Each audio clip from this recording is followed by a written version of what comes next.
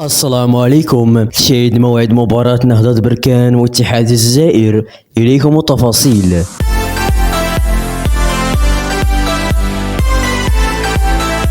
ينتظر الجمهور مباراتين نصف نهائي بطولة الكونفدرالية الإفريقية بين الزمالك والدريمز واتحاد العاصمة ونهضة بركان، ومن المنتظر أن يخوض اتحاد العاصمة على الأرض وبين جماهيره لقاء صعب ضد نهضة بركان، وذلك في جولة الذهاب بنصف نهائي كأس الكونفدرالية الإفريقية. وسيحاول الطرف الجزائري في أن تكون إقامة المباراة على أرضه وبين جماهيره دافعا قويا له من أجل الحصول على نتيجة إيجابية قبل انتقال المغرب في الإياب. وأما موعد المباراة حيث تقام مباراة نهضة بركان واتحاد العاصمة الجزائري الأحد المقبل في 9 مساء بتوقيت القاهرة، وستكون المباراة في الجزائر على ملعب 5 جويلية.